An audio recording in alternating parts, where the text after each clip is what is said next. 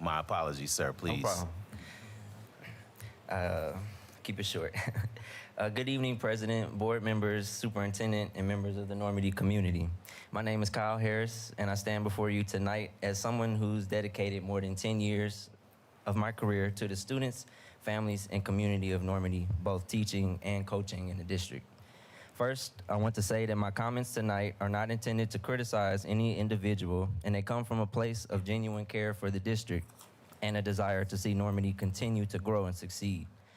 Recently, the district selected a new athletic director from outside the organization, and while I respect that decision and wish the individual success, I would be dishonest if I didn't express my disappointment in the process.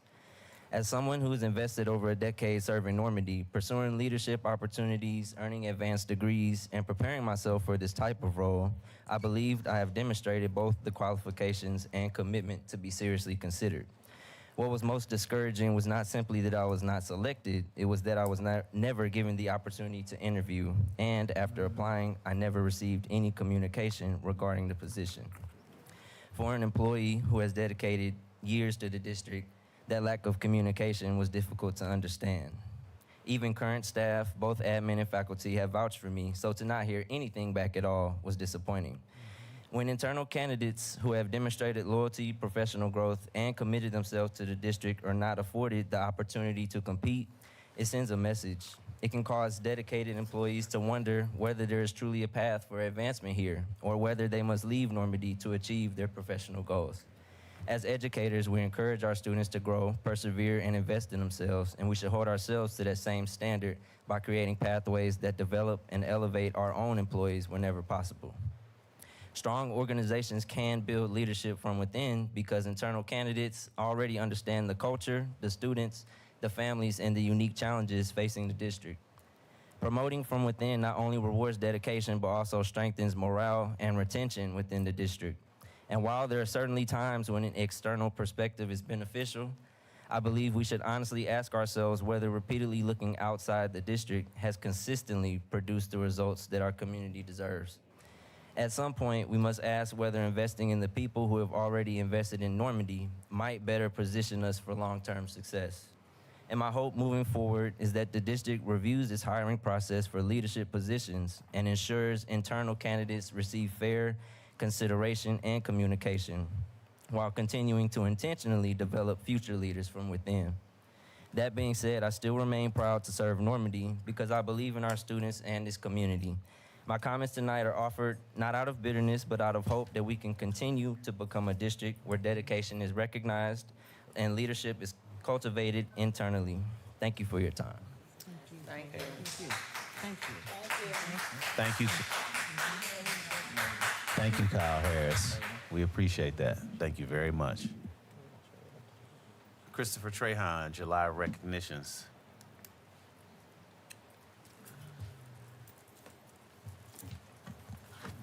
Board President Dr. Petty, Interim Superintendent Dr. Harris, members of the board, and community members.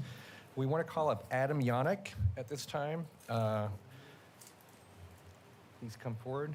Congratulations to Adam Yannick, Director of Bands at Normandy Middle School, on receiving the Merit Award from the Missouri Music Educators Association this past May. This honor recognizes individuals who have made an exceptional impact on advancing music education throughout the St. Louis area. For the past 12 years, Mr. Yannick has dedicated himself to Normandy Schools Collaborative, inspiring student musicians through his passion for music, commitment to excellence, and unwavering support of student success. His leadership, advocacy for the arts, and dedication to expanding opportunities for students have strengthened this district's music programs and enriched the educational experience for countless young performers. Please join us in congratulating Mr. Yannick on this award.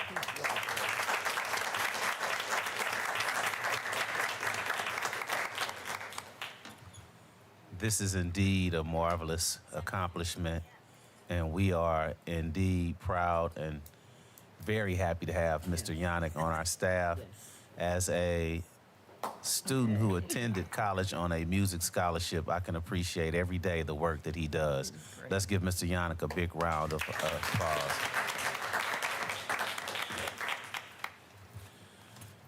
Moving right into item number 6 on the agenda, we have a very special guest with us tonight. Item 6.01, our new CFO is here. April, would you all please give her a warm welcome as she comes?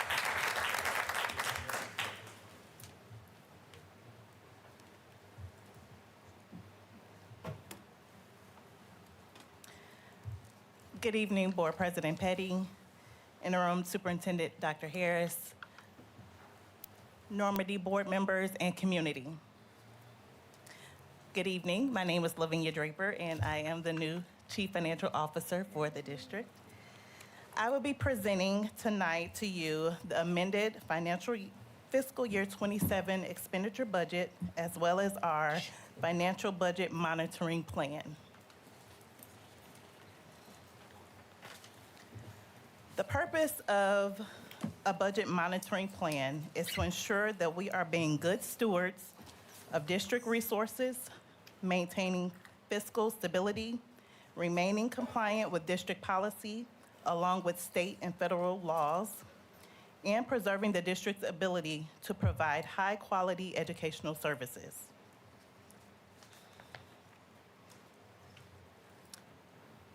As this being day 9 in this role, I'm in the process of reviewing the budget for fiscal year 26-27 along with my team. While reviewing the expenditure budget, we discovered that there were some capital money coded to ESSER codes, as well as some other miscodings. This chart gives a side-by-side comparison of the approved budget versus the amended budget as it relates to the 4 funds. The correction of the capital mainly accounts for the $8.8 million decrease to our expenditure budget, bringing it to $53,655,383. Can we give a round of applause for that? And this will lead to a budgeted surplus for the end of fiscal year 27.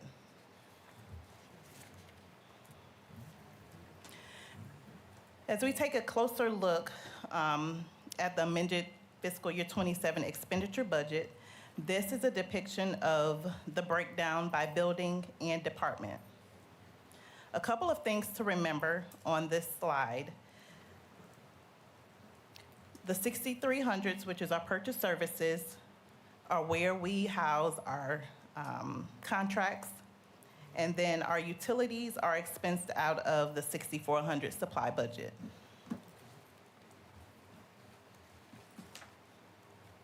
Last week during our leadership retreat, our purchasing policies as well as these accountability measures were reviewed with all admin. Following these accountability measures are necessary to ensure our limited resources are directed towards classrooms and student services, to restore confidence among our employees, families, vendors, and the community, and helps to strengthen Normandy's overall financial position.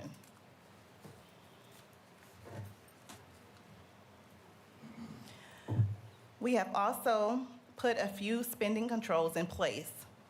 These spending controls will allow for a reset in establishing our purchasing procedures and gives us an opportunity to get a hold of our spending. As you can see, there is a freeze on all non-essential spending, and this refers to anything outside of payroll, district utilities, any immediate district-wide back-to-school initiatives, as well as any emergencies.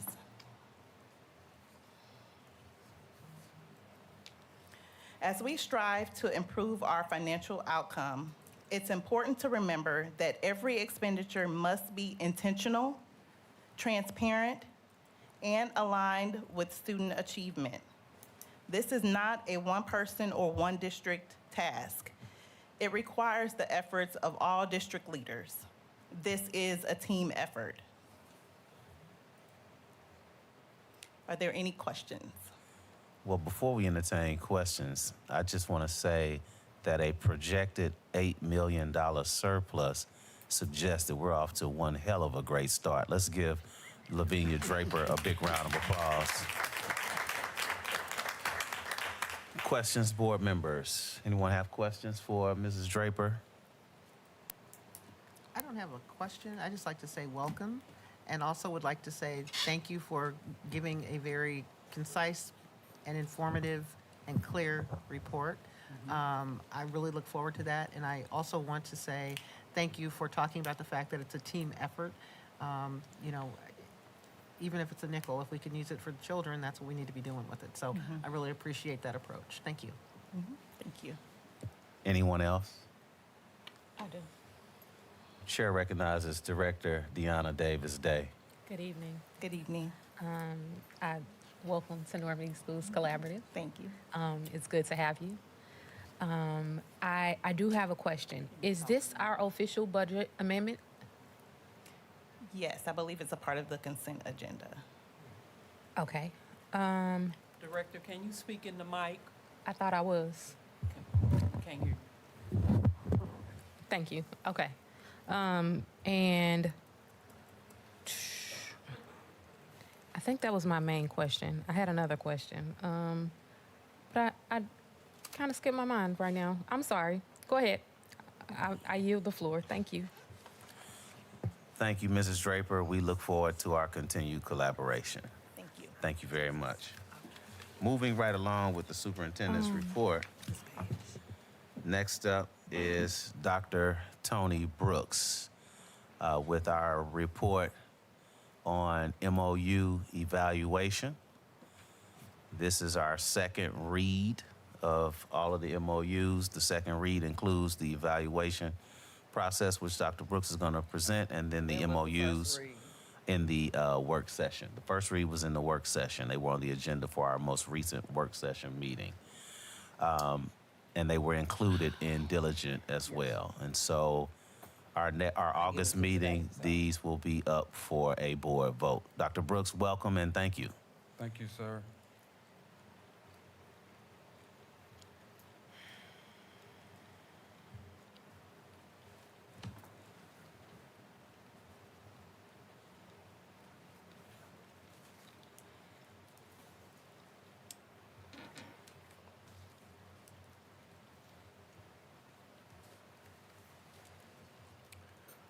Good evening, Dr. Petty, directors of the board, Dr. Harris, Mrs. Rigsby, and the Normandy community. I am presenting an update on MOUs, Memorandums of Understanding. My name is Tony O. Brooks, and I serve as the Assistant Superintendent for Student Support Services. What are MOUs? MOUs are documents that outline Normandy Schools Collaborative's relationships with community partners that support students in a multitude of ways.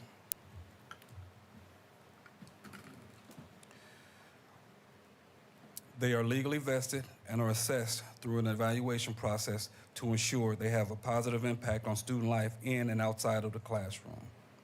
For existing partners, we have quarterly meetings to help us stay abreast of all strategies and resources available to support student growth. The renewal process begins in April. Generally speaking, renewals have 1 year. Each partner must complete a self-evaluation with artifacts prior to being evaluated by the district to assess if they have met their goals per the MOU. Based on the evaluation outcomes, a decision will be made in June to offer renewal to community partners. Lastly, all legally approved MOUs and end-of-the-year evaluation and supporting documents are submitted to the school board for approval. If the partnership is new, we wait until the spring for their first evaluation. If the partnership is a multi-year MOU due to grant funding, they're evaluated at the last year of the MOU, and Washington University is an example of that. Here's a list of MOUs that we worked with this past year.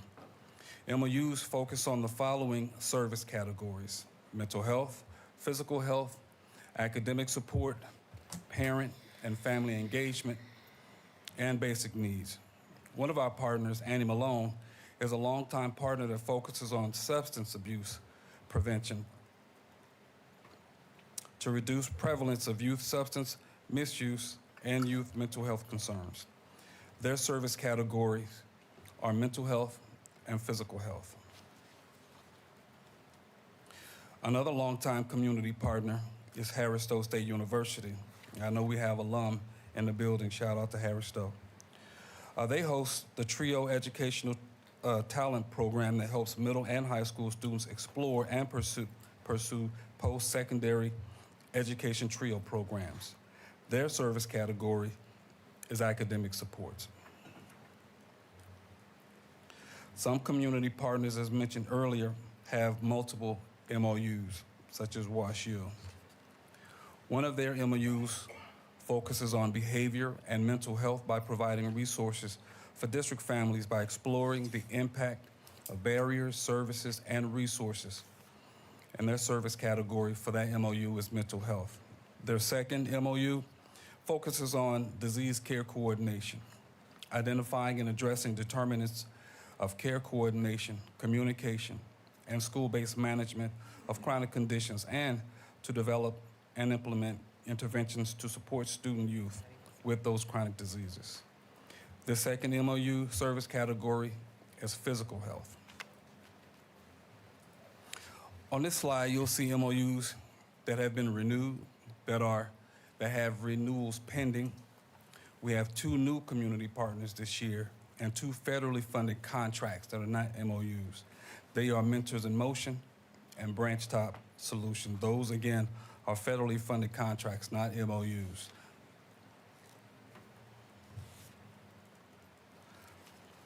In the evaluation, we review the number of students that are served, as well as what grade level. So if it's elementary versus secondary. Some areas of competency assessed are fulfillment of terms and conditions of the MOU, staff availability, timeliness of work, staff professionalism, and communication and accessibility of those community partners. There are 3 categories that we look into when we do the evaluation. That's community impact, communication, and accountability. Each response that's given in those 3 categories can be scored from 1 to 3. 3 representing that the partner exceeded expectations, while 1 represent that expectations were not met at all. As you can see, we have an artifact from Little Bit Foundation as an example of an artifact that they turned in. Although we are working hard to meet all the needs of our student bodies, we have recognized that there are some gaps in our services. I've taken an opportunity to identify 3 that we're working to fulfill. The first one is tutoring services. We know this is something ongoing and something that impacts instruction, and we want to do this through the day. I believe I have a solution. I will be presenting that to you all to see if we can move forward with that, how we can, with a possible partner to fill that gap. Same thing with gender-specific mentoring opportunities for students, and that means I just want mentors specifically for young women and mentors specifically for young men. And the last is before and after care. We know our community really relies on us to help support them with our students for before and after care. And again, my intentions are to present different entities, different partners for all 3 of these gaps within a month. That's the end of my presentations. Questions? Are there questions for Dr. Brooks? I have a question. The chair recognizes Director Pearson. Good evening, Dr. Brooks. Good evening, Ms. Pearson. I did not get to dive into the information that has been given to us. I just received it today. I have a job, so hey. You said that 2 of the MOUs, which is Mentors in Motion and what's the other one? Somebody Solutions, Branch Top Solutions. They are Fed funded contracts. What does that mean? I talked to Dr. Harris, and again, they're not MOUs, so I can't speak professionally on them. I do know that those were contracts that were for specific schools. I'm learning about them, but they were not MOUs, so I can't speak beyond saying I know that they were contracts. I know that they are receiving monies for their services through Title I, but generally speaking, our MOUs, they're externally funded. So these are 2 contracts, not MOUs. And correct me if I'm wrong, Dr. Harris. That is correct. So if they not MOUs, why were they included on the list? Don't Someone- answer that right now. The second question is not to be funny or nothing. There's a lot of misspellings, and I couldn't get the grasp of everything. Yes, So, is it possible we can get a different copy sent to us via email? You don't have to, or you could just send it to me if they already looked I have at a it. I don't know. Yes, I have an updated version that you all can get. It's just this is not a comfortable situation for me, because if it's Fed funded contracts, why are they under MOUs? Exactly what do they do? How many schools do they service? Because I know one of those programs only service one school. Yeah, that's all I got for the MOUs. Thank you. Thank you. If I may, point of clarity, I think the reason that the 2 vendors in question were mentioned is because there was some previous understanding from the board that they were MOUs. And so Dr. Brooks is making the distinction that they were not MOUs. And if they were not MOUs, they were contracts that were entered into by individual school buildings. And as such, they would not have fallen under his purview as the superintendent for student services. Am I not? I hear Milton Roberts. Yes, that is that correct, Superintendent? So that's That correct. is correct. Okay, all right, that's what that was So my about. question is this then: if they're not MOUs, they are under contract, then how do we figure out exactly where? Because it seems to be that we're just holding them right here. We gonna keep them, we gonna hold them, but we don't know exactly what they do or what's going on with them. It doesn't make sense to me. I'm sorry. The chair recognizes Director Milton Roberts. I think I think you're right, Director Pearson. I think what would be very helpful is for us to go back and kind of revisit some of our policy as it relates to. Director, please talk in the mic. Sorry. I think it would be helpful for us to go back and to revisit our policy as it relates to those things, because I think where it got twisted was that we were told that they were MOUs, to Director Pearson's point, at the end of the year, and that's not really what they were.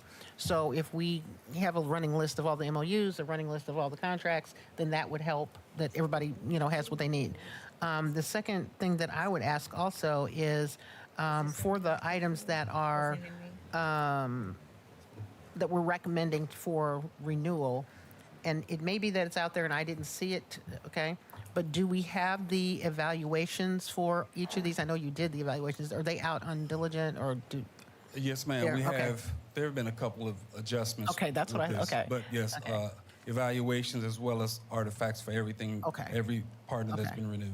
Okay, and then last thing, and this is just a suggestion, and I'm kind of I'm a visual person, but it's really helpful if I have less words and more like graphs. Yes, ma'am. So one of the things that might be very helpful to everyone is if we could get all the MOUs like in a list down the side, get the categories that we're trying to service, and that way we can very visually see what, that we've got enough social emotional learning, but we don't have enough of this. And so it'll give us a visual that will, I think, help everybody as to what it is that we need more or less of. And so it might probably make it easier for you for, how to update it and stuff like that. Yes, ma'am. Okay. Thank you, by the way. Before, I just want to make a point of clarity. As it relates to evaluating some of the programs, we want to be careful that we are mindful of our partners operating in the community, and an evaluation from us may not necessarily be an evaluation that matches with what they get from somebody else. And so we don't want to unnecessarily upset the apple cart by putting out in the atmosphere an evaluation that might be unfavorable to a program. I think it's wise for us to review that in-house, but I'm not so sure how wise it would be to put that out publicly. And I think that's why Dr. Brooks did not upload those. Chair recognizes Director Davis Day. Good evening, Dr. Brooks. Good evening. So I think my sentiments are aligned with Director Pearson, receiving it late, but also the fact that that they're not listed as MOUs when I've been questioning this particular MOU that was said that it was an MOU for honestly since I got on the board and publicly since April, and now like we asked for the contract. Months later, we got a contract, or over a month later, we got a contract, and now you're saying it's not an MOU. I'm really trying to understand where is the funding coming from. That MOU received more funding in 1 month than probably any MOU that I've seen, and so around accountability, like that's a lot of money to be ditching out to one individual entity with no additional information. Like as a board, we can't even find information. So the community definitely doesn't have the information. And we need some transparency.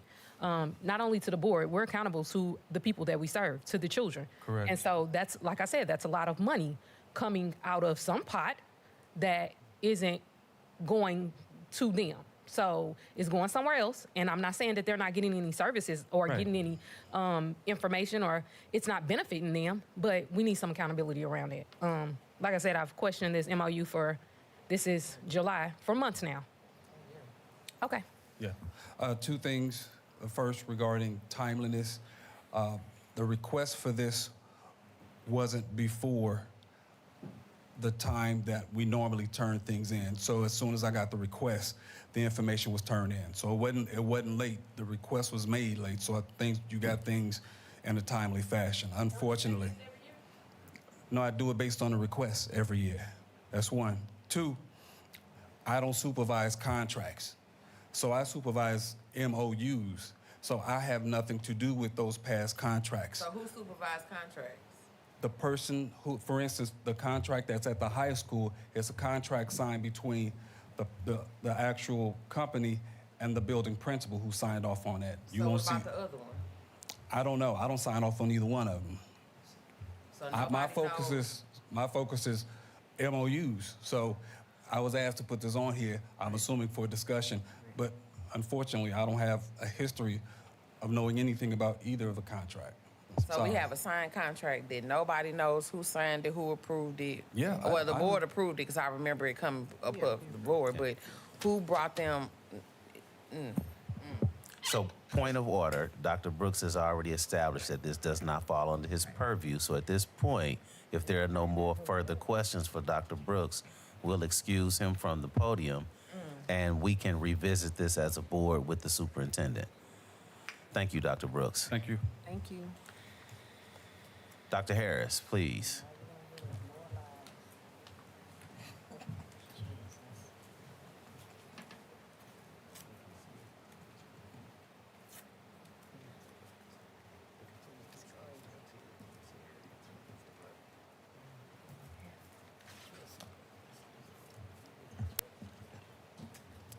Good evening, board members, staff, and community.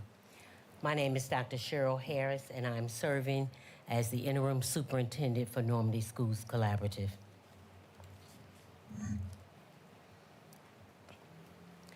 I want to first celebrate some of our successes that we've had. I want to first talk about our leadership retreat. We had a leadership retreat last week, July 7th through the 9th. The leadership retreat was a success. Our theme for this year was Leadership League, where we're working as a team, collaborating, and working together. Our district's leadership retreat this year was held at Norwood Hills Country Club, right here in the footprints of our district. And throughout that tenure of time, several district leaders gave lots of input on putting systems and procedures in place and to implement or revise some that needed revision. We worked as a leadership lead, collaborating as a team, and helping our new staff to understand policies and some procedures for our district. Another celebration is Our cabinet is in place.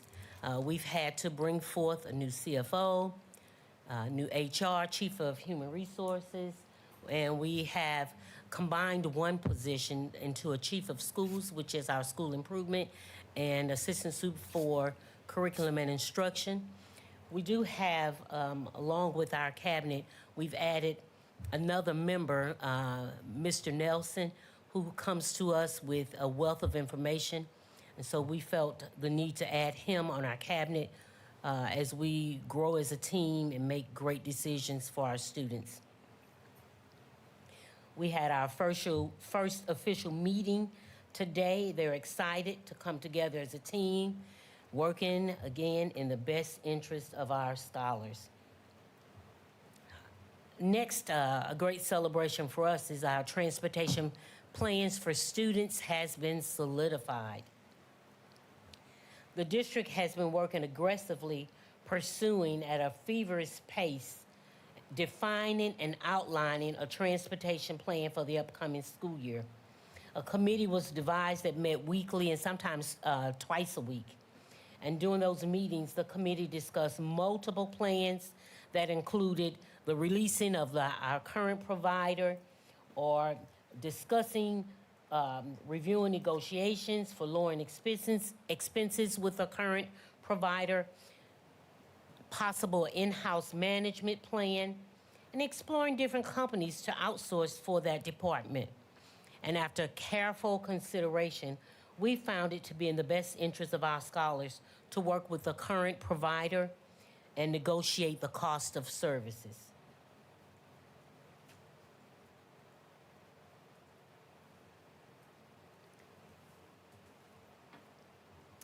A couple district updates when it comes to operations.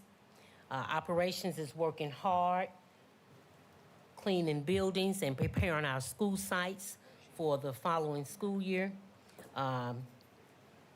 Human resources. We have been hiring and doing a wonderful job of bringing on new staff. At this time, we have 2 schools with 0 vacancies, 1 school with 1 vacancy, and we have 4 schools with less than 5 vacancies. So we are excited about that. We have a total of 16 vacancies, and so we're excited about our hiring process and bringing new staff on, getting our staff ready for our students in the fall.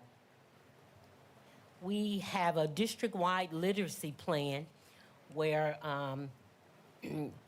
we're exploring the process of establishing a coherent pre-K through 12 system for ensuring that every student becomes proficient readers, writers, speakers, and listeners. And so we're making sure that we get input from our principals, assistant principals, our ELA teachers, and they've all received a draft of that process, and they're giving feedback so that we move forward with a system that is supporting the reading needs of our students. We're still using our curriculum at hand, the magnetic literacy curriculum by our curriculum associates.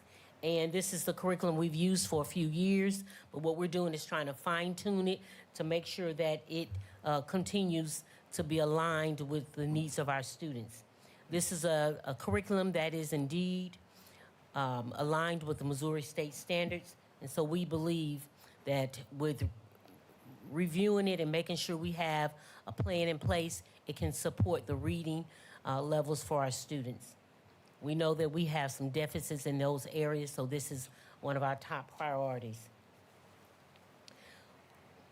The AMI plan is our alternative methods of instruction.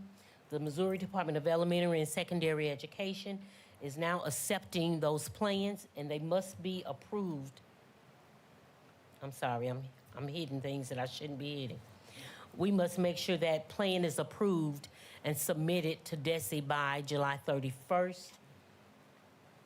The alternative method of instruction provides instruction through the alternative means when there's an exception or emergency circumstances, and we can use up to 36 hours of that if it is implemented and if the plan is approved by DESE. Our chief of schools has come in, she's revamped it, revised it, and has submitted it today for approval to meet our deadline of July 31st. We're making progress towards our strategic goal. We're working on our strategic plan, which encompasses our comprehensive school improvement plan. As you know, we've been working with Dr. Hendricks Harris, collaborating with her from Ed Plus to help us construct that strategic plan.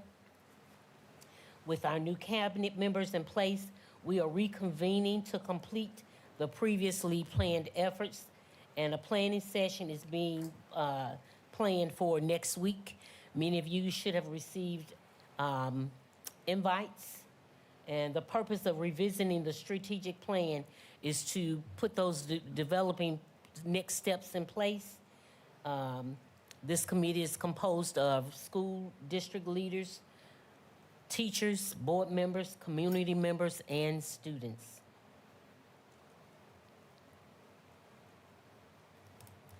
And last, we have some upcoming events. Tomorrow, July 15th, is our in-person registration for those students who have not enrolled. That registration enrollment will take place at the high school tomorrow from 3:30 to 6:30. We'll have staff on hand. That high school location is 6701 St. Charles Rock Road. We will be there from 3:30 to 6:30, and if we have parents coming a little late, we'll remain until we have all students and families that have come for registration to be registered.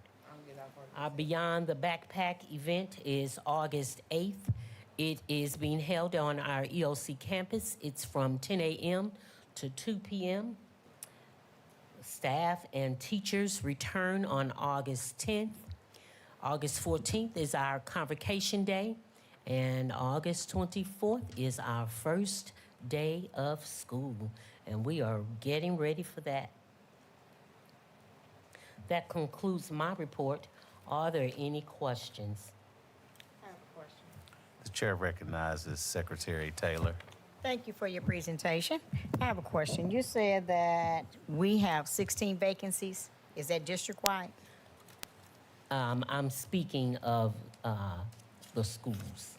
I'm speaking Schools. specifically for schools. Okay.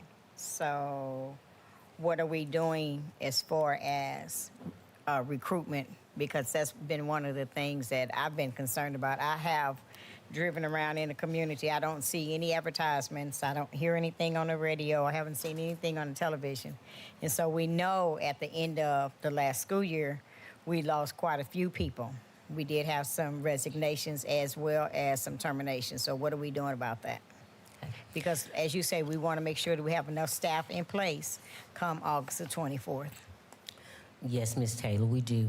We work closely with ESS. That is our substitute teacher firm that we work with, and they oftentimes provide us with long-term subs and alternative solutions for providing support in those classrooms. We also possibly are continuing to recruit our international staff as well. What about, is there anything else that's being done to just recruit permanent teachers versus subs and versus international teachers? Well, we try to make sure that we have competitive salaries, but as you know, Ms. Taylor, at this time, it's challenging to bring on certified staff because nationwide, we just don't have as many people who are going into education. But we do visit colleges and universities to try to recruit staffing that way as well. But it is a challenge for the district. And I think that's one of the concerns. I believe I can speak for the board when I say this. It's a concern about, the financial state that we're in. Because just like you said, in order for us to be competitive, we have to have the funds available to be able to get good qualified teachers. So I just think that's something that we really need to consider. Because I know the past administration provided us a listing of or comparison of what school districts, or what the salaries are. And we were told that, well, we're one of the higher, we're one of the higher paid districts, but then I think we all know that's not true. Well, I want to point out two things. One thing that we are doing this fall, we're working with Ed Plus to support our international teachers and our long-term subs, because we know that sometimes those are the staff that may struggle with classroom management, writing lesson plans, and so they're working with us. We've already established a date for our first meeting training, and that's going to be August 5th. So some of those teachers have been identified to be a part of that program, and they will receive ongoing support throughout the year from Ed Plus, and this is a free service. The second thing that we're doing is we know we have IBB agreements, negotiations coming up, and I have already met with our Chief Human Resource Officer, Ms. Chalmers, and she has some wonderful ideas that we will work at with our union to try to change the tables a little bit and offer a different form of an incentive to recruit teachers. And I must say, it is something, I don't want to blow the whistle on that because I want us to do some of that conversation as we start to meet with IBB and our team to start those negotiations. But we are going to be trying to do some other incentive things to recruit staff. And one last thing, do you all have a plan in place that's going to work with the international teachers? Because just the reports that we've gotten, and I say that because my daughter is a 6th grade teacher in the Riverview School District, and she mentions to me often how the international teachers, they struggle. And they struggle in our communities with our children. So is there going to be some type of, creative, ongoing training that they give? Because just bringing them in and giving them a 1-week training, that they're not accustomed to dealing with the issues that our children are dealing with. Ms. Taylor, I totally agree with you. Another thing that we've done, first of all, Ed Plus will be working with us throughout the entire year with those international teachers. Okay. The second thing is, as you know, we've moved our instructional coaches into the school buildings, and because they are on site every day, they will be able to hone in and support the teachers in a stronger way, because they'll be there to see on a daily basis, and it's going to be the same coaches in those buildings, and so they will be aware of the needs of those teachers, and they'll be on hand to support them readily. And so that is something that we feel moving those instructional coaches into the building will definitely help. Thank you. So that means we'll be looking forward to those reports. Chair recognizes. I do agree, Ms. Taylor, that I'm looking forward to some supports and seeing some stronger results. Chair recognizes Director Pearson. With 23 days left in the school, before school starts, what does our enrollment look like? The last time we checked, there were almost 300 students. Unfortunately, Ms. Pearson, we are in a community where our parents tend to register late. And so what we have to do is work on being strategic and intentional about promoting enrollment. And so we will be working with our Student Services Department and our community engagement liaison to support us with getting parents out at a faster rate. I get it, I certainly do, but moving into this year at a late stage, we've been working on doing those registrations in person, and we're not getting the bang for our buck. And so we will definitely look at what some of our, we'll probably try to devise a survey to send out to parents to help us understand why we don't get that enrollment. I do know that we do have a transient population, and so that may lend to some of it, but we do want to start getting our parents on board with registering early. Okay, so as a parent, I want to give just a small tidbit. Canceling an enrollment date the day before, that's not gonna work for me because I work a job. Notifying me the day before or 2 days before an enrollment day when I probably have something already planned because I'm a parent, a single parent at that, it's not gonna work for me. So me personally, as a parent, I won't be there tomorrow. So I'm gonna have to enroll my child when I get time. And if other parents feel the same way, then that's probably why we have the enrollment rate. We will also have enrollment at our Beyond the Backpack event on I August have 8th. something planned that day. Ms. Pearson, I'm just saying this is and what I understand. I parents understand. go through. I do understand. We will also have parents can go online, enroll. They don't have to enroll in person. They have to answer the phone at the schools that the kids gonna go to too. I'm sorry. I'm not trying to be. No. I'm not trying to be that person today. But this is just the hiccups. I'm sorry. This is just the hiccups that us parents go through. Because if I'm calling and I can't get an answer, I have a job too. I can't sit up here and call all day. You are raising some questions that are very valid and that we have to address them. And so I will be working with student services so that we come up with a plan so that we can make sure that we gain our enrollment at a quicker rate and to make sure that we get those students who we know need to enroll and those parents who may need that support with enrollment. So we will work on that. We appreciate you bringing that to us because sometimes we may not recognize some of those challenges. So we appreciate that. The chair recognizes Director Milton Roberts. First off, thank you for the information that you've shared. And I do recognize also that the enrollment is kind of something we inherited because we started late. And so we need to do a better job of really planning out and calendaring what it is we're going to do so that we can have it done at an earlier time. Okay, so that's something we've talked about, but we haven't been able to achieve it. So we're looking to you to help us with that. Something else that I would like to throw out there, just because I have a little concern about it. Director, we can't hear. Oh, okay, sorry.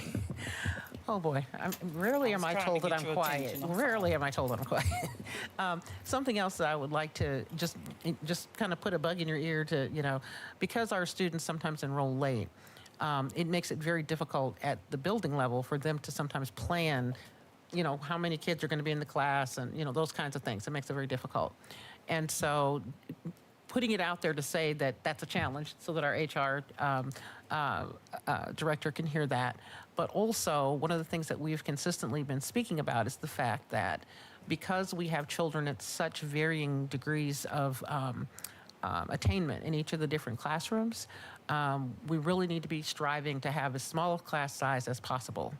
And so I think it would behoove us to really be thinking about how many teachers or educators do we need, if we have 20 kids in a room versus 15 kids in a room versus 25 kids in a room, so that we have a plan of action and attack to support the things that our wonderful new chief of schools is going to be having our students do, because we want them to be able to benefit. So I think that, I guess what I'm saying is we really need to understand the capacity of the building, and we need to understand our capacity to lower the number of students in the classroom so that we can maximize the learning. Okay. Especially in the lower grades, in the primary grades. And I will also say in the middle school, okay, and this again, things are just coming to the top here. In middle school, I know that we had somewhat of a challenge with their schedules. And so really making sure that we take a look at the middle school schedules and not just add minutes, but make sure that we're offering them the variety so that we can encourage them to come to school. Okay, so that's all. And thank you very much. Thank you, Ms. Roberts. We'll take those suggestions that you have given to us. The chair recognizes Director Deanna Davis Day. Good evening. I heard you mention staffing and support for international teachers. I've asked where are we, how are we channeling our community to get teachers to gain teachers, create our own teachers, because we just lost a lot of our international teachers, right? And we also invested in them this past year. So we lost that bulk of our investment. And so we lost some the year before that too. And so the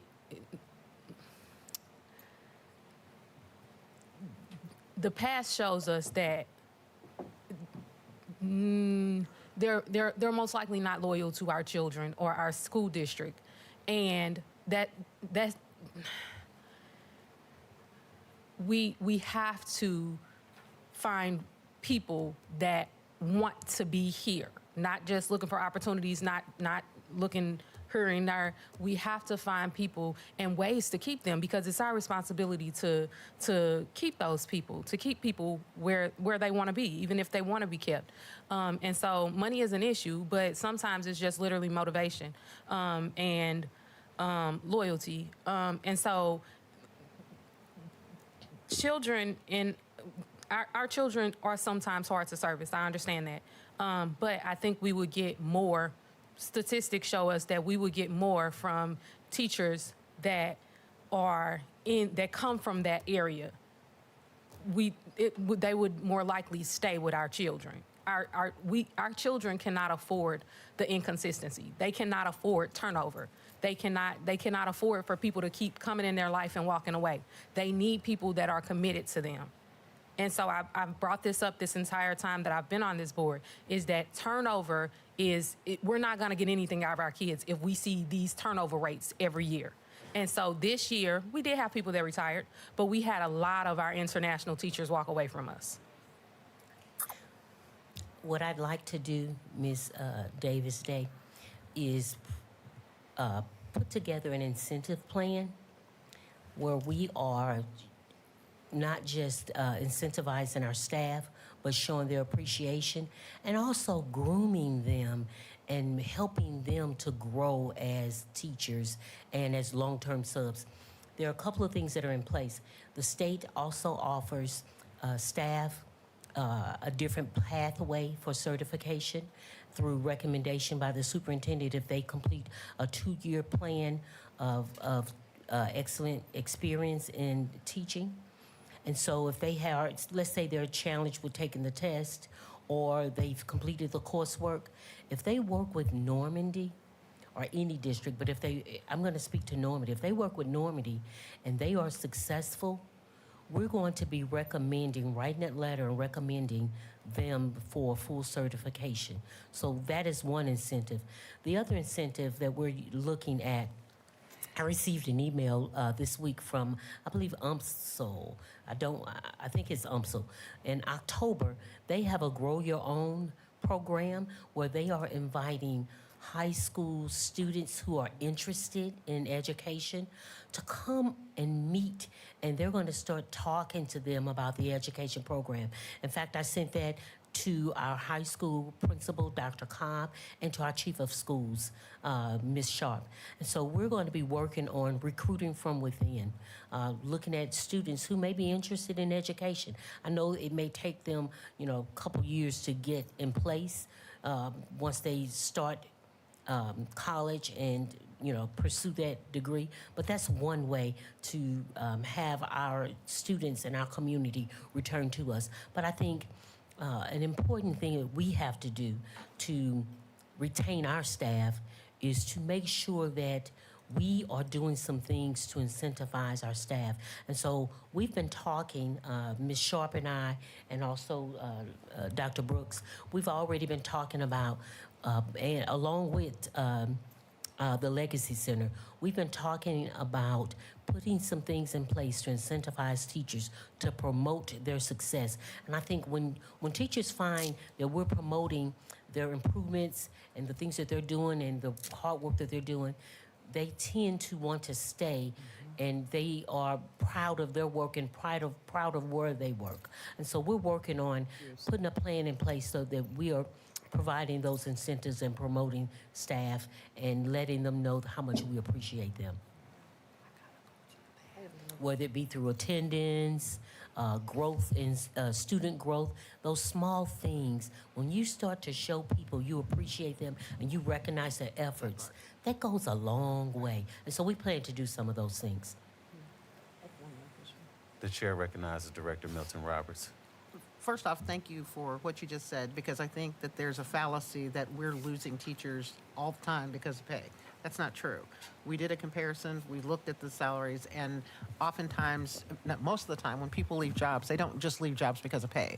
They leave because of the experience that they had, they leave because of their supervisors, they leave because of all kinds of other things. Sometimes people stay in very low-paying jobs because they really like the environment, and I know that from working for different agencies. So I think one of the other opportunities that we have is really trying to get our international teachers to feel as though they are a family, to your point. And I know that when we went to MSBA's conference this past year, there was a whole workshop that was done there by, I believe it was Riverview, who has also a large number of international teachers. If it's not Riverview, it's Jennings. I apologize if I don't have that right. But it's Riverview, that's what I thought, okay. And so there were some very good ideas and suggestions that they had about how they built community with their international teachers. And with us sitting here adjacent to the university, that's another way that we can make that connection. So I think that that needs to be something that we look at, that's a project that we do. How do we learn about where they're from? How do they learn about us? And so forth, so that whole education is happening and they feel a part of the community. So that's something that we can, definitely help find resources for you all and so forth. But that's something but it's just not money. Okay, everybody's not leaving because it's $4. That's not case. The statistics don't prove that to be true. Thank you, Ms. Roberts. Thank you, Dr. Harris. Real briefly, there were some earlier discussions about the outsourcing of substitute teachers and bringing that back in-house. Is that no longer the case? The discussion was around perhaps foregoing using ESS and bringing that activity in-house. Is that no longer a discussion? We are discussing that. Right now, we want to transition that out. We don't want to do a hard stop, but they understand that we are looking to not do this long term this school year. And so we are weaning them out. But we have to make sure that we have a starting point for our school year, and we want to make sure that our recruiter is ready to take on that task and has a base of staff to call upon for subbing. Thank you for that response. One final question before we move on. I think Secretary Taylor understands what a teacher shortage is, and I think she understands that the teacher shortage is not a Normandy thing. It is a metropolitan area. It's a state of Missouri. It's a national thing. I think her question really focused on where's the outreach, the marketing, and the branding. Are those things happening because we're aware of the shortage? And so she mentioned several things that she has not seen commercials. She's not seen the billboards. So are those things happening or not? I don't want to answer that because I'm not certain of some of the marketing. Why don't I meet with our PR person, Mr. Trahan, and we can get you information on that. Thank you for that honest response. If there are no further questions for the superintendent, thank you very much for your report. All right, item number 7.01, science curriculum resource adoption.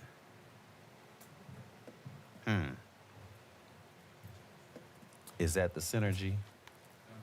Is 7.01? No. That's the Jason Spray.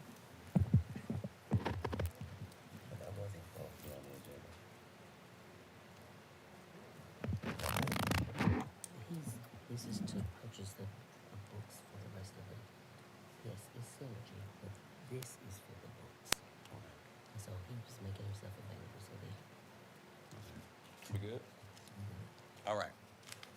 Good evening, President Dr. Petty, Superintendent Dr. Harris, distinguished board members. I cannot see you well with my glasses on, sorry. They're reading glasses. Distinguished board members, my colleagues, and the Normandy community. My name is Jason Spray. I am the former science coordinator over the last 3 years, and this year I have taken on the role of data assessment and professional development coordinator. but I am coming to you this evening to discuss the new science curriculum resource adoption proposal. The reason I am the one that was chosen to do this because I did participate in this process as the previous science coordinator. So here these are aligning with our strategic planning goals and our policies. So I want to just quickly discuss with you the science curriculum adoption process. So we went through a very rigorous process. This wasn't just we're going to pick something today and we're going to go with that. We reached out to all publishers that had a science resource and asked them or invited them to participate in this adoption process. Those that chose to participate sent in the samples for us to review. And this happened around the end of March, and if you happened to stop in, you would have seen out here in the lobby that it was filled with all types of science materials from different publishers. So all teachers and building administrators were invited to participate in the preview of the materials. When they arrived, they were given a scoring guide, and each curriculum piece that they reviewed, they used a scoring guide to help us gear which particular curriculum resources they would be most interested, because it was really about the teacher's input was the biggest piece that was important in this process.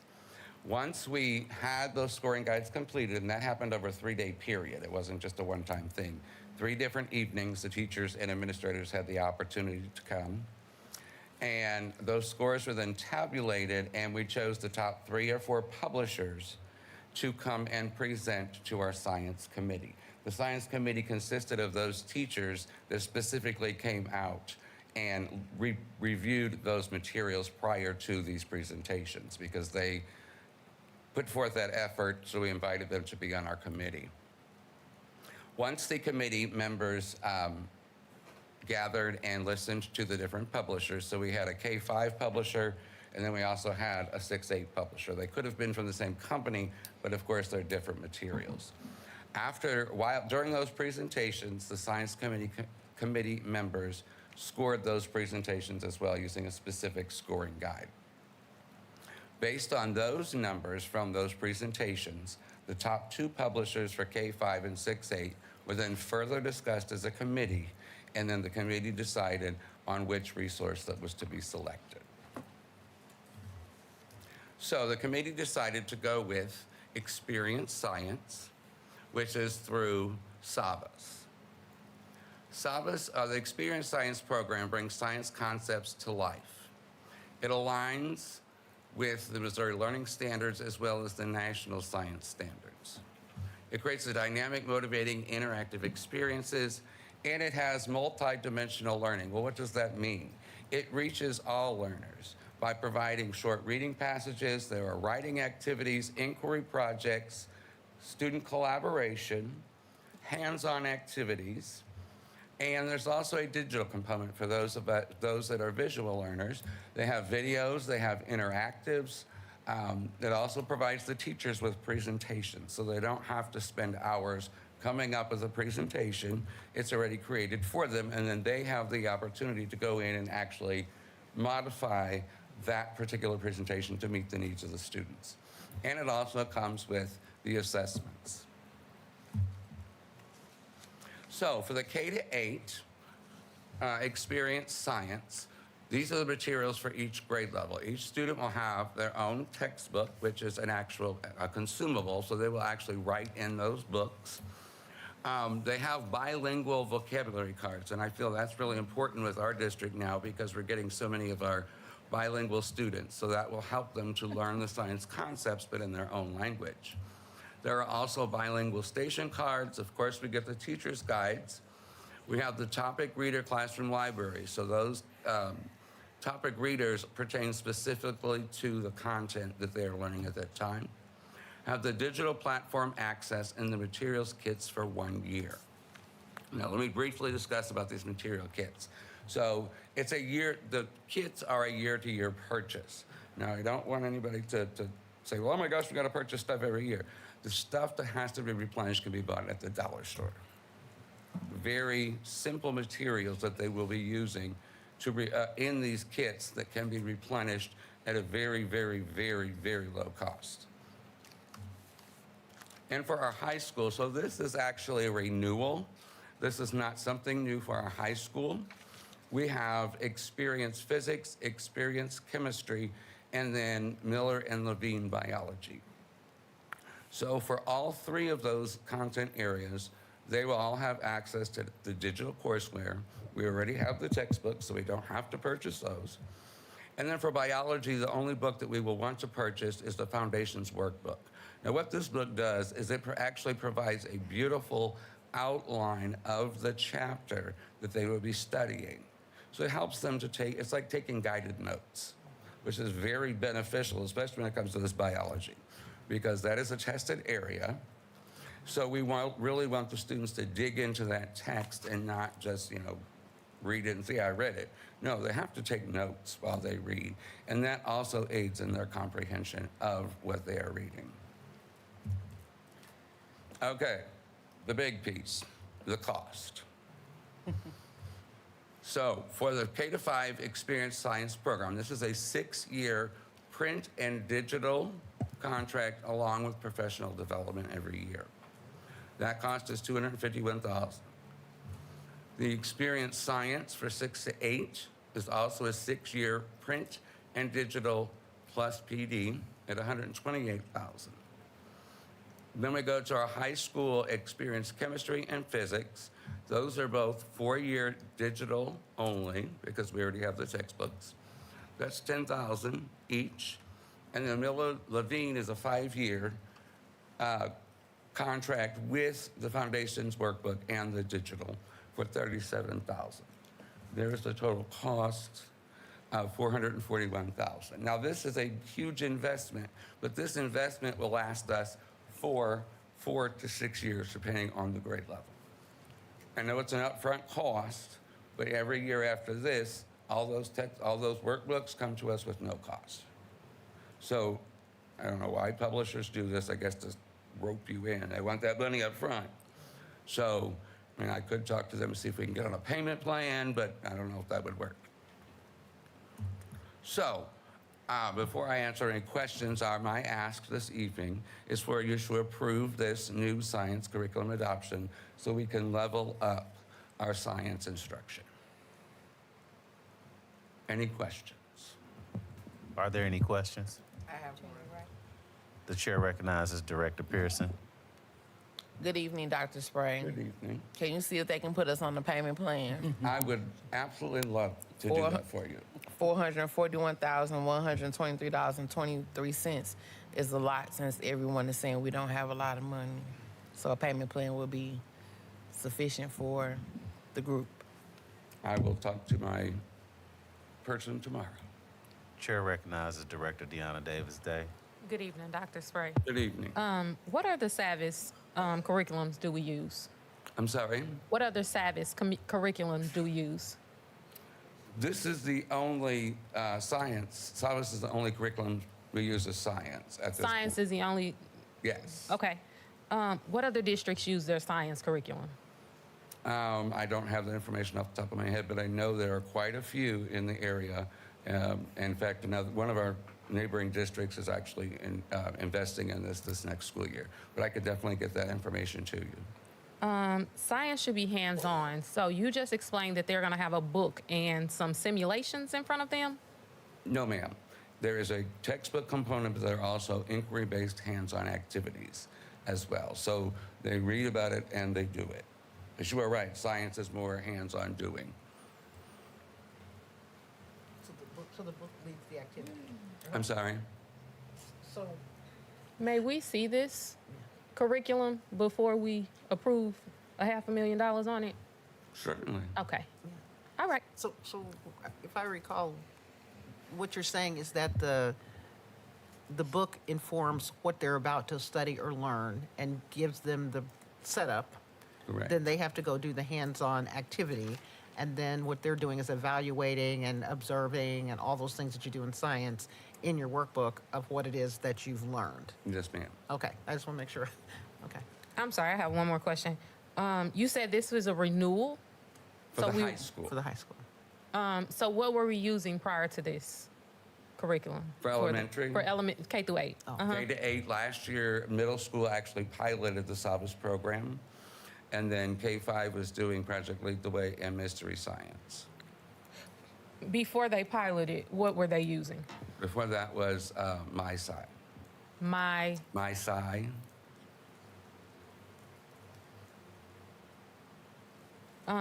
do you have bids or the other names of the other curriculums? Yes, ma'am, I can get that to you.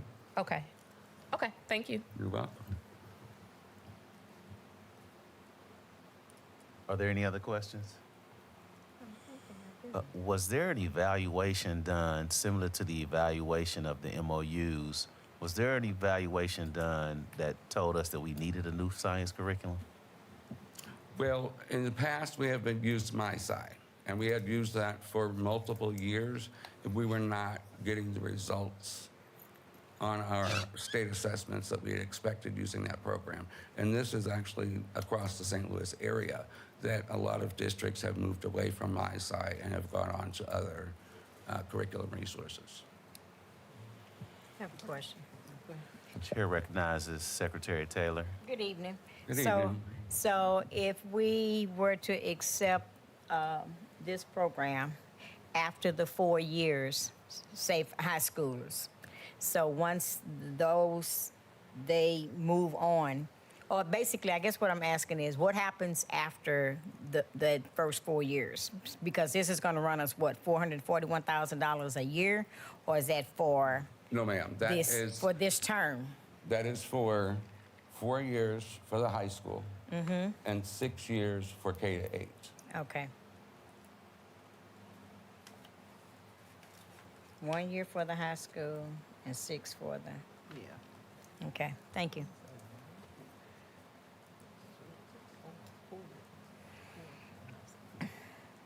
Can Yeah. I ask a question? Can. So, does this mean that we don't do Project Lead the Way? Because I don't know a lot about it, but I just keep hearing about it, so I'm not sure. So Project Lead the Way will still be at the middle school and high school. Okay, that's what I Those was are looking- elective courses Okay, that's at what the I did. middle school and the high school. Okay. And we have the 3 pathways: computer science, biomedical science, and drawing a blank, engineering. Engineering. Okay, yeah, okay. So those will still be available. Yes. But those are okay. That's what.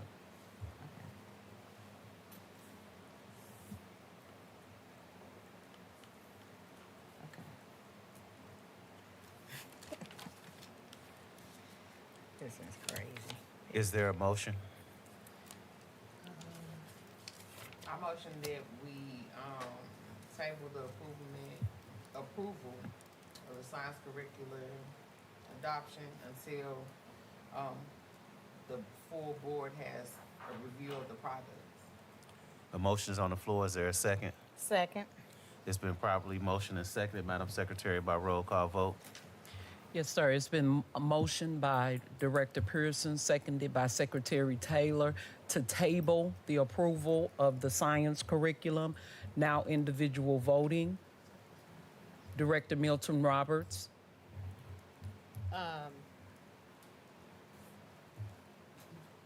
Yes. I'm sorry, Director? Yes. Yes. Secretary Taylor. Yes. Director Davis Day. Yes. Director Pearson. Yes. Dr. Petty. Yes. Vice President Jefferson. Yes. Dr. Petty, it's passed that we will table So we need to schedule some. this area. Thank you, Dr. Spray, for your presentation. Item 7.02, check listings. Are there any questions with regard to check listings? If not, I'll entertain a motion to approve the check listing. So moved. Second. It's been moved and properly seconded by roll call vote, Madam Secretary. Yes, yes, sir. The motion was that Davis Mayor Day. Jefferson and Milton Roberts. Got you. It was motioned on the floor to approve the consented items by Mayor Jefferson and seconded by Milton Roberts. Now for the individual vote. Director Milton Roberts. Motion to the The checklisting. Right, not the consent. I'm sorry. Yeah, checklist. Let me say that again. It's been motioned on the floor by Mayor Jefferson, seconded by Milton Roberts, to approve the checklisting. So we're clear for the recording. Director Milton Roberts? Yes. Yes, ma'am. Secretary Taylor? Yes. Director Davis Day? Abstain. Director Pearson? Yes. Dr. Petty? Abstain. And Mayor Jefferson? Yes. Dr. Petty, the yeses have it for the checklisting. All right, we're moving on to item 8.0, items for consent. Is there a motion to, Director Milton Roberts? I had a question. I have a- a little bit confused. Yeah. 8.01 Synergy Innovators SEI proposal, is that not the science curriculum? Well, that was Director, we my can't hear concern. you. We need- Okay. Yeah, that No, created my some question was, confusion. I was confused about the Synergy confused too. Education Innovators versus the SAVIS. Is that the same thing or is Right, that they were different? two separate items, and so I'm not sure how they ended up Yeah. on the agenda, but, I didn't know which. I don't know. So maybe we should do these by, Maybe we should approve it minus synergy. okay, wait a minute, I have another question. Okay. My second question is on item 8.04, luxurious lawns and landscaping. If I recall correctly, our conversation was on emergency landscaping for, I believe it was Jefferson and maybe Belnor. Belnor. But when I look at the item that was attached, it is a contract for weekly mowing for $1,400 per week for those two properties versus our existing contract, which is $800 per week. $14.89. And it doesn't have like a start or an end, and I don't know, it seems kind of weird. I think we probably need to address that before we approve that. I motion that we individually approve each consent item. Okay. There's a motion on the floor. Is there a second? Could I ask a question before we make that motion? I want to make sure that I was clear on my vote. So the motion, the last motion that you made, The checklistings? that was 7.02? 7.2 for checklist. 02. Thank you. Yes, ma'am. Okay, there's a motion on the floor from Director Pearson. Is there a second? Second. So the motion on the floor was motioned by Pearson and seconded by Milton Roberts to vote for the consented items individually. Director Pearson, Yes. Secretary Taylor. I'm sorry, which one are we voting on? The 8 motion- point, The motion on the floor was motioned by Pearson, seconded by Milton Roberts to vote for the consented items individually. yes. Yes, ma'am. Okay. I don't want to do it wrong, yeah. Yes, yeah. ma'am. Dr. Petty, Yes. Mayor Jefferson, Yes. Milton Roberts, Yes. and Davis Day. Yes. Okay. Be patient. Let me go through each one. Yeah, let's do this, yeah. 8 point. I'm sorry. Give me a minute to get the motion in. This is the code that does,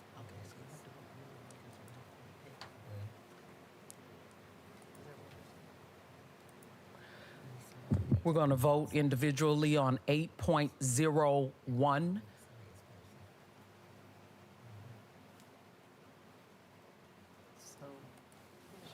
Hang on one second. Director Milton Roberts. 8.01. Everyone should have their agenda to follow. I think that's synergy.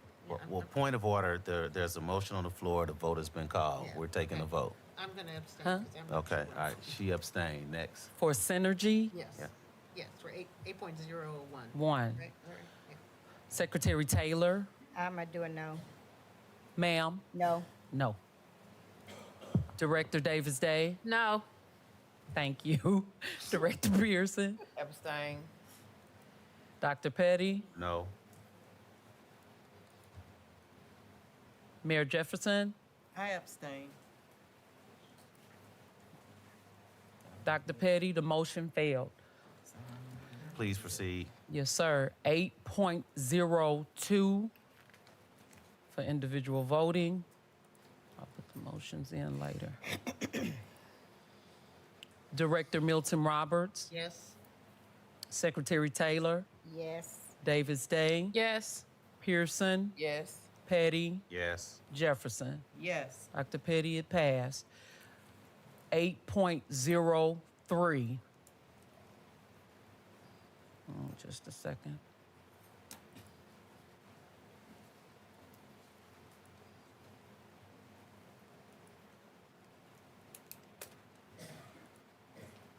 Individual vote for 8.03, Milton Roberts. No. Secretary Taylor, Vehicle use policy. I'm gonna do an abstain on that one. Davis Day, Yes. Pearson, Abstain. Petty, Yes. Jefferson. Abstain. That motion carried. It passed. 8.04. Can we get a recall on those votes? Can you count the votes? Milton Roberts, no. Secretary Taylor, abstained. Davis Day, yes. It's only 2 yes. Pearson, abstained. Jefferson, abstained. We have 2 yeses, 1 no, 3 abstains. It passes with Petty the was the 2. second yes. The abstains Please do not proceed count. to 804. Yes, sir. That doesn't count. The same thing just happened in exec Literally, session. exactly. Let's please proceed to 804. Yes, sir. That's what I just said in executive session. It was. Okay. Give me a minute. I'm pulling it up. The vote on the floor is for 8.04. Milton Roberts, No. Taylor, Yes. Davis Day, Yes. Pearson, No. Petty, Yes. Jefferson. No.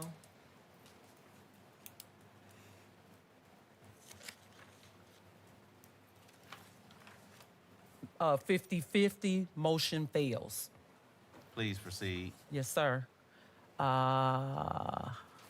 Believe that was the last consented. 805. 805? That's the budget that was on that last page. I have to do it manually.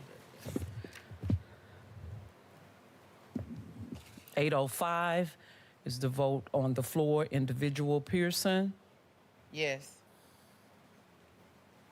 Taylor, Budget. I'm gonna abstain. Petty, Yes. Jefferson, Yes. Milton Roberts, Yes. and Davis Day. Yes. Dr. Petty, that passed. Mayor Jefferson, that's the last consented item. We are at number 9, Joint Executive Governing Board comments. All right. Are there any comments from the board? I have comments. Yes. Good evening, everyone. Thank you for staying with us. It's greatly appreciated. As stated, tomorrow is registration day at the high school from 3:30 to 6:30 p.m. August 8th is Beyond the Backpack at 10 a.m.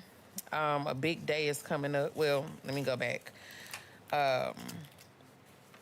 This Saturday is Community Day at Mayor McGee Municipal Park. It starts at 11 a.m. There will be a kickball tournament, so you might want to sign up and get your steps in. A big day is coming up, which is August 4th. That's Election Day.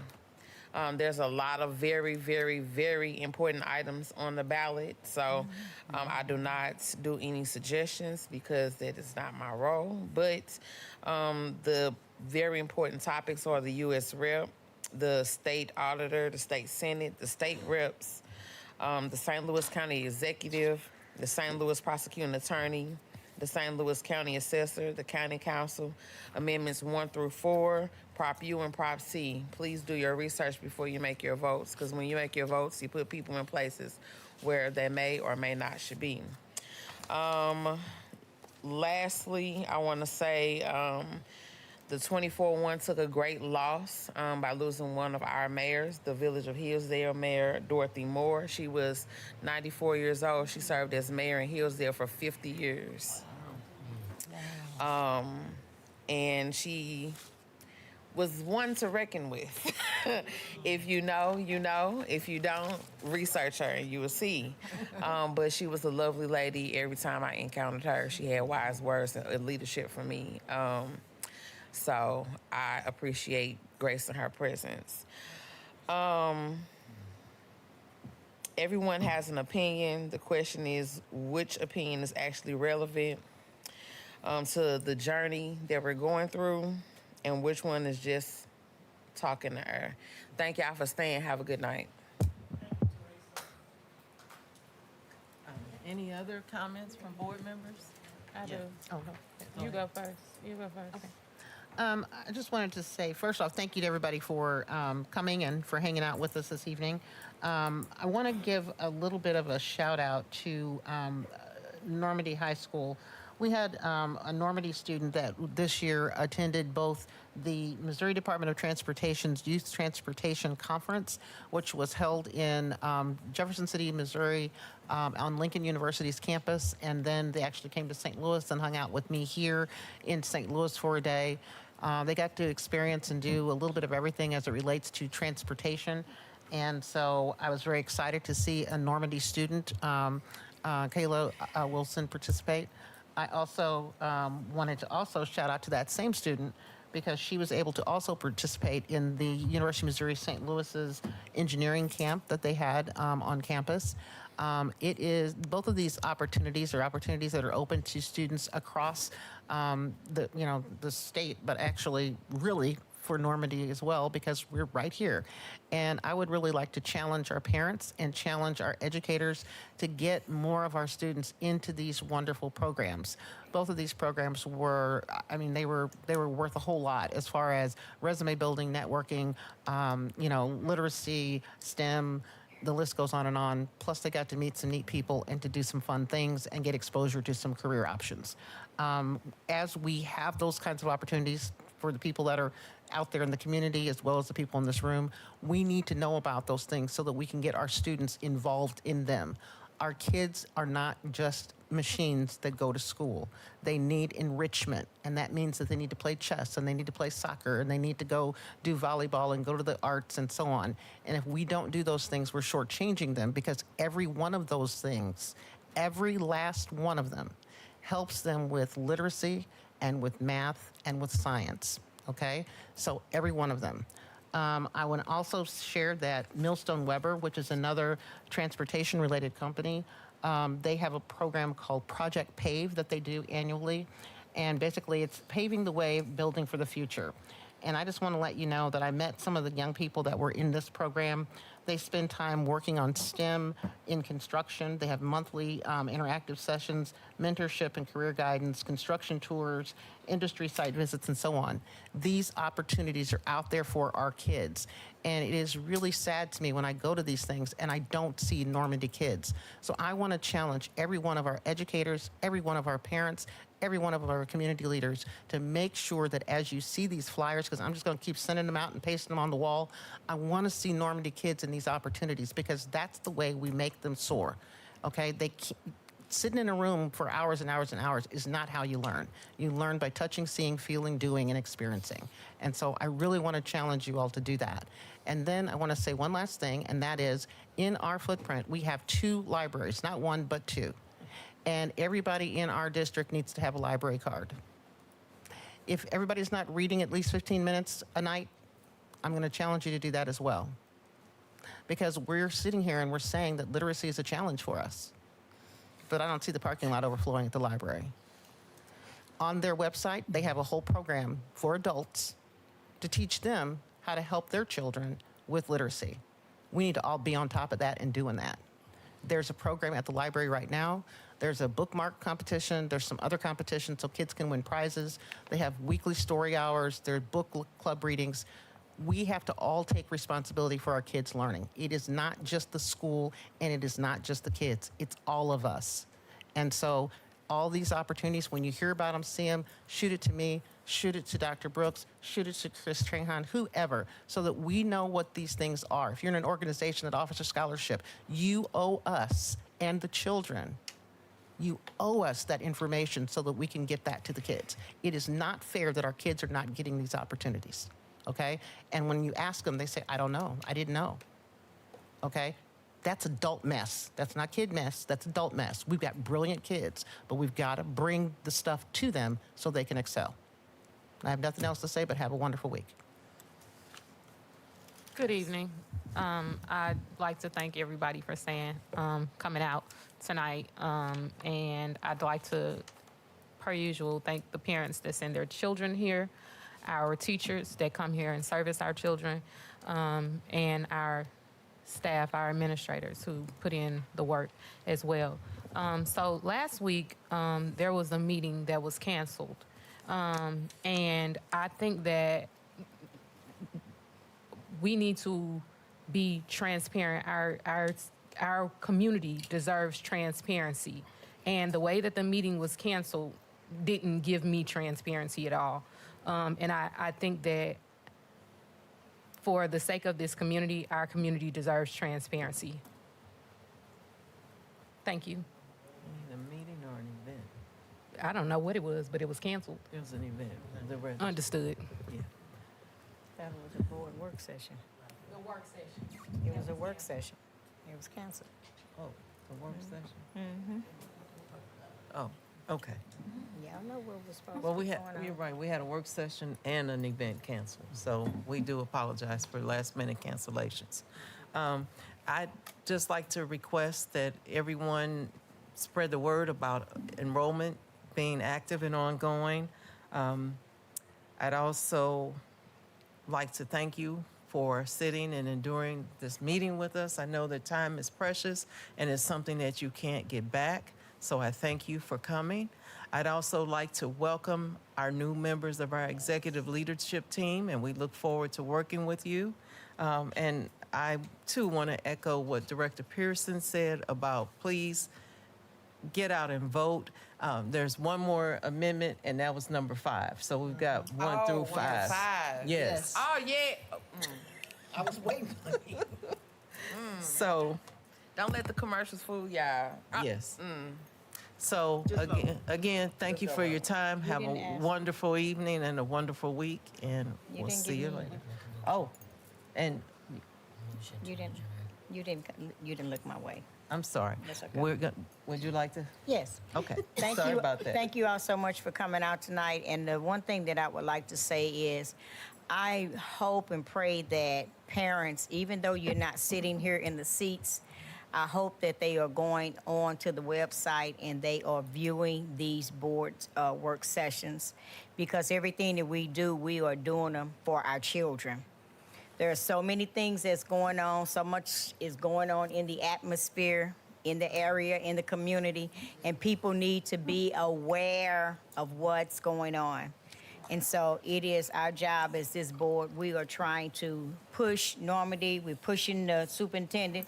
She may not like all the pushes that she gets, but she stands her ground. She stands her ground. But we want to make sure that the community is aware of everything that's going on in the Normandy School District. And as I stated when I first ran for the board over 3 years ago, it takes a village to raise a child, and guess what? We are the village. Thank you. Thank you. Can we have a motion to close out? Milton Roberts. Second. And seconded by Pearson, and we'll do an individual vote. I'm sorry. She can have it. It's not that big a deal. Okay. Director Milton Roberts, we're adjourning. Secretary Taylor. Director Davis Day. Yes. Director Pearson. Yes. Skipping Dr. Petty. And Director Jefferson. Yes. The meeting is adjourned. Thank you. Motion to close. Closed session. We can close that. Executive session.